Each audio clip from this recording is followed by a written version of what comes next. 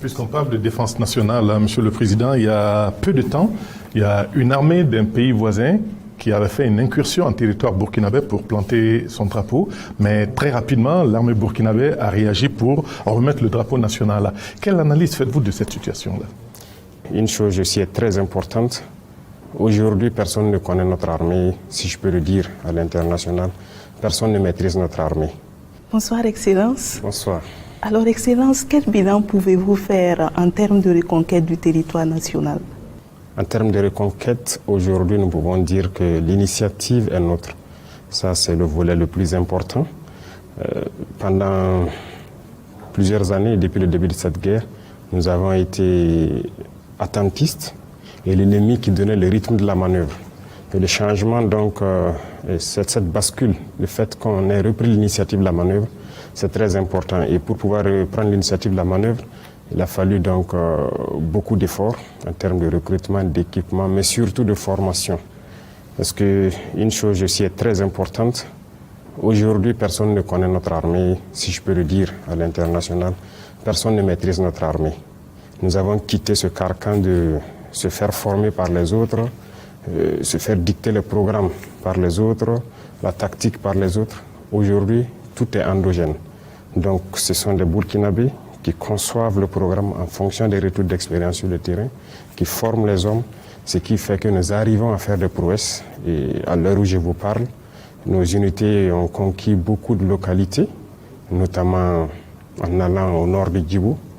Ces localités qui ont été perdues depuis peut-être bientôt 10 ans, telles que Baraboulé, et bien au-delà jusqu'à Pétékoli, nos unités ont reconquis au bout d'après de bataille, mais ils y sont. Ils sont installés. À l'est également, nous avons progressé en allant vers la frontière béninoise, notamment les villes carrefour telles que Nadiago et autres ont été reconquises et sont sous contrôle. Et nous progressons donc ainsi de victoire en victoire. On peut dire quelque part, Monsieur le Président, donc il y a une montée en puissance de l'armée, il y a beaucoup de moyens acquis, de la formation qui est faite, et pourtant on constate quand même qu'il y a beaucoup de tueries encore, et il y a le nombre de PDI, les personnes déplacées internes, en tout cas va croissant. Qu'est-ce qui explique cet état de fait? Le nombre de PDI plutôt va décroissant. Là, les chiffres sont assez clairs. Nous sommes en train de réinstaller. Comme je l'ai dit, il y a beaucoup de localités qui sont reconquises. Il y a quelques années de cela, on était à près de 2 millions de PDI. Aujourd'hui, nous avons bien moins d'1 million. Et d'ici encore le mois de mai ou juin, il y aura très peu de PDI. Parce que ces zones, effectivement, quand vous prenez, j'ai parlé tout de suite de Baraboulé, Pétékoli, les zones de Toulfé, Pobé, Mengao, Namsigia et tous ceux qui connaissent le nord du Burkina, tout ça a été reconquis entre novembre et aujourd'hui. Donc vous imaginez toute cette population qui doit se réinstaller et tout. Donc le nombre de PDI va forcément diminuer. Alors, les tueries, souvent l'ennemi, comme on l'a dit, quand il est en perte de vitesse, il se retrouve souvent à poser des actes de désolation. Alors qu'est-ce qu'il peut faire? C'est trouver des populations civiles, tirer sur elles rapidement, s'éclipser. Et très souvent, ils ont cette lâcheté de même filmer ce qu'ils font comme acte contre des gens qui n'ont pas d'armes et tout. Et voilà, ça fait un peu, ils veulent créer l'émoi en fait dans la population. C'est une guerre et ils emploient la tactique des guérillas, nous faisons la contre-guérilla. Mais le plus important, comme j'ai dit, nous nous sommes adaptés et nous évoluons. Parce que ce n'est pas seulement l'équipement qui fait la guerre. Vous avez beau payer les équipements technologiques nécessaires, c'est la ressource humaine d'abord. Et la ressource humaine, il faut la former certes militairement. Et vous voyez que beaucoup de pays africains passent le temps à se faire former par des pays occidentaux et tout. Alors, nous, notre philosophie est la suivante. Est-ce que ces gens qui viennent nous former, c'est Dieu peut-être qui a envoyé des anges les former, eux, à la tactique? Mais pourquoi le noir n'arrive pas peut-être à se dire que lui aussi il peut développer de la tactique? Mais regardez tous les États africains, il faut que les États occidentaux viennent les former. Nous avons mis fin à cela. Nous nous formons nous-mêmes à l'art de la guerre en fonction de nos expériences. Et ça forge l'état d'esprit de la ressource humaine. Et c'est à partir de là que vous pouvez créer la combativité, la résilience, la résistance. Et ça, c'est très important. Donc, l'équipement, certes, mais aussi la ressource humaine qu'il faut valoriser. Et c'est tout ça combiné aujourd'hui qui nous donne ces succès. Excellence, vous avez érigé la brigade des volontaires pour la défense de la patrie au rang d'armée. Oui. Qu'est-ce que cela peut apporter à la lutte contre le terrorisme? Alors, nous l'avons donc érigée en armée parce que c'est ce qu'elle méritait. Nous nous réorganisons. Et si vous constatez, en érigeant en armée, les textes ont un peu évolué également. Il y a beaucoup de zones qui étaient, si je peux dire, en 2022, des zones rouges, où nous avons créé, donc en fin d'année 2022, beaucoup de VDP et tout ça. Mais aujourd'hui, après 3 ans, 4 ans, beaucoup de zones sont devenues des zones totalement vertes. Depuis 2 ans, 3 ans, il y a des zones où on n'a jamais entendu encore un seul coup de feu. Nous avons réussi à créer ce cordon sécuritaire autour. Donc, il fallait réorganiser les VDP pour que ceux-là qui sont dans ces zones vertes, si je peux dire, se remobilisent pour aller au-delà, vers donc les limites de la région, les limites du pays. Et donc, ça crée donc un lot de VDP nationaux et de VDP régionaux. Et laisser très peu de VDP communaux pour continuer à maintenir la situation de stabilité. Donc, cette mutation entraîne une réorganisation. Donc, ils sont organisés maintenant en groupement opérationnel au niveau des régions. Donc, ça fait rang d'armée. Voilà pourquoi nous l'avons érigé en armée et lui donner aussi son autonomie. Une autonomie entière certes de fonctionnement, mais surtout de manœuvre. Parce qu'ils ont des missions spécifiques qui leur sont confiées dans la mission globale des différentes armées. Voilà pourquoi on l'a érigé en rang d'armée. Si Nadège le permet, Monsieur le Président, vous avez parlé de formation des hommes, ce qui est très importante. Vous avez parlé également de l'érection, par exemple, des VDP en forces armées. En décembre dernier, à Bamako, lors de votre passage, vous avez parlé d'un hiver noir, d'un albinos noir. Peut-on savoir si cet hiver est déjà passé, si cet albinos est passé à notre insu, ou bien de quoi s'agit-il concrètement? L'albinos noir, ça concerne le Burkina, il viendra. Ça, je peux dire que c'est une bonne nouvelle qui va venir pour le bien de notre patrie. C'est ce que je vois. Et ça vient. Mais quant à l'hiver noir, je pense que le vent a commencé à souffler. Les plus avertis comprendront. Cet hiver, nous ne pouvons pas l'éviter si jamais nous continuons à nous comporter comme ça en Afrique.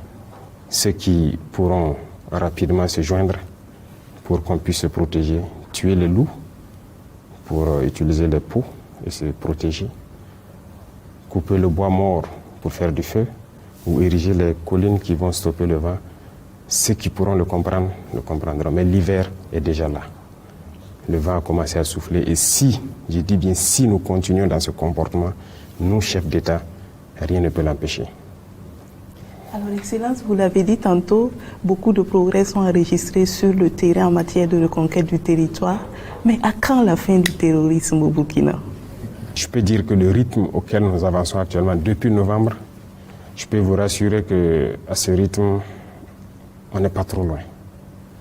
Parce que le plus important pour nous, c'était de changer totalement la manœuvre, d'éviter de faire ce qu'on avait l'habitude de faire depuis 8 ans, 10 ans. Parce que ces opérations ponctuelles, ces mêmes types de bases et tout, nous avons développé autre chose, un autre outil. Et quand nous l'avons testé, il est performant. Ce qui nous permet de partir dans des zones qui étaient comme des zones sanctuaires. J'aime parler en haut de Djibo. Vous voyez que cette zone était comme leur territoire. Personne ne pouvait s'y aventurer et tout. Mais aujourd'hui, nos unités ont percé et se sont installées. Et devinez, il y a des zones, quand ils sont arrivés, ce sont carrément des camps d'entraînement qu'ils ont trouvés. Bien construits, mieux construits, et vous avez trouvé des parcours d'obstacles mieux construits que dans nos centres de formation. Imaginez, ils se sont installés, ils ont importé tout le fer, le ciment et tout le nécessaire pour construire les bases d'entraînement. Ça, on était quand même surpris. Ça veut dire qu'ils se sentaient sur leur territoire. Mais nous avons percé, nous y sommes. Ces territoires sont perdus parce qu'ils étaient sous leur contrôle depuis plus de 10 ans. Les zones complètes décolies. Personne n'avait, d'ailleurs l'armée ne s'était jamais installée là-bas. Et donc nous continuons jusqu'aux limites de nos frontières. Et c'est ce que j'ai dit, que ce soit au nord ou à l'est, un peu partout, nous sommes en train de repartir. Et une fois qu'ils n'ont pas de terrain de manœuvre, de sanctuarisation, ça devient difficile. Mais maintenant, il y a une phase importante qui doit venir dans quelques mois pour fermer totalement toutes les brèches pour empêcher les infiltrations.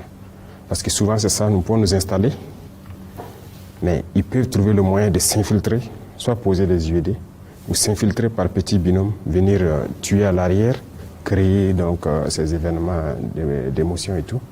Mais nous allons fermer toutes les brèches. Ça, on prendra les moyens qu'il faut, mais ça va finir. Excellence, il a été décidé d'un avancement exceptionnel pour des militaires, gendarmes et policiers sous certaines conditions. Est-ce que cela ne va pas amener des graissements au sein des rangs? Non, des graissements. Il n'y a aucune décision dans ce monde qui peut faire l'unanimité. Un soir, si vous dirigez une structure, aussi petite soit-elle, comprenez que c'est rare d'avoir une décision unanime. Donc ça, c'est sûr que des gens peuvent être frustrés ou quoi. Deuxième chose, les êtres humains sont ce qu'ils sont. Tout le monde ne voit jamais dans la même direction. Parce que nous n'avons pas la même capacité de comprendre les choses, même capacité d'analyser et tout. Ça fait partie. Mais une chose est sûre, nous sommes en guerre. S'il y a des gens qui se distinguent par leur capacité à aller au-delà de leur mission, il va de soi qu'on les récompense. Il n'y avait pas ça dans l'armée, nous avons modifié les statuts et tout, et nous avons introduit cela. Et donc, nous demandons aux différents commandants d'unité qui sont sur le terrain avec leurs hommes. Il y a des hommes qui posent des actes de bravoure, des actes exceptionnels qui vont au-delà de leur mission. Et de motiver ça par des rapports. Et donc, la hiérarchie a une commission qui siège, qui regarde, et qui décide maintenant de quels sont ceux-là. Par exemple, on prend un soldat qui, au cours d'un combat, son travail, ce n'est pas de diriger un groupe ou quelque chose. Parce que c'est le sergent qui peut avoir un groupe de combat qui le dirige et tout. Mais vous allez trouver des soldats qui, par les circonstances, se sont retrouvés à reprendre le contrôle d'un groupe, faire le combat et sortir leur unité d'une situation ainsi compliquée. Ce genre de soldat, il faut le récompenser parce qu'il a la capacité tactique d'être un sergent. Donc c'est ceux-là que les commandants d'unité sont censés recenser, donner les noms, le commandement donc va lire les rapports, analyser tout, et il va de soi qu'on leur donne le grade de sergent pour les motiver. Parce qu'il y a d'autres personnes aussi, peut-être qui ont envie de faire plus, mais qui attendent de voir aussi la motivation derrière. Ça motive plutôt. Ça encourage ceux-là qui hésitent, qui ne veulent pas se donner, à se surpasser. C'est ce qu'on demande. Et dans la guerre, c'est très, très, très important. Quand un soldat, quand un combattant se surpasse, ça change le cours de la guerre. Vous voyez, quand il y a de la pression, il suffit qu'une seule personne décide de maintenir un certain feu ou de faire une certaine manœuvre. Et ça fait carrément basculer la manœuvre ennemie. Et ça, c'est très important. Donc moi, je trouve plutôt, au lieu de frustration, que ça encourage et ça motive. Puisqu'on parle de défense nationale, hein, Monsieur le Président, il y a peu de temps, il y a une armée d'un pays voisin qui avait fait une incursion en territoire burkinabé pour planter son drapeau, mais très rapidement, l'armée burkinabé a réagi pour remettre le drapeau national. Quelle analyse faites-vous de cette situation-là? Ah non, même pas. L'armée burkinabé n'a pas eu besoin de partir planter le drapeau. Dès qu'ils l'ont fait, les populations ont descendu le drapeau et remettre le drapeau burkinabé. Donc avant même que les unités arrivent sur le terrain. Les unités sont parties rassembler les populations, prêcher aux populations de ne pas se laisser aller dans la provocation. Nous les observons et c'est comme je l'ai dit, ce sont des comportements qui rentrent dans le cadre de l'hiver noir. Il y a des gens qui se comportent toujours comme des nègres. Je ne dirais même pas des nègres de salon, de vrais nègres. Lorsque donc leur maître leur dit « fais ça », il ne peut que faire ça. C'est comme une malédiction. Ils ne peuvent pas aller au-delà de cela. Regardez certains. Ils ont donné tout leur pays à ces gens-là. Ils sont assis, ils n'ont plus rien sous leur contrôle aujourd'hui. Mais quand on les pousse à aller en guerre, ils sont prêts. Et ils provoquent. J'ai toujours dit aux gens, nous sommes déjà en guerre. Donc, on n'a pas peur de la guerre. Mais si quelqu'un nous pousse à bout, pour notre patrie, il n'y a rien à faire, on fera la guerre. Et quand ça va commencer, personne ne sait comment ça va finir. Mais une armée qui n'est pas en guerre, si elle peut éviter de rentrer en guerre, c'est mieux. Mais si on nous cherche, on nous trouve. C'est ce que je peux dire sur cette situation. Nous observons. À bon entendeur.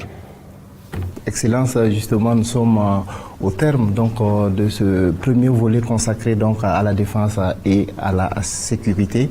Si vous le permettez, donc,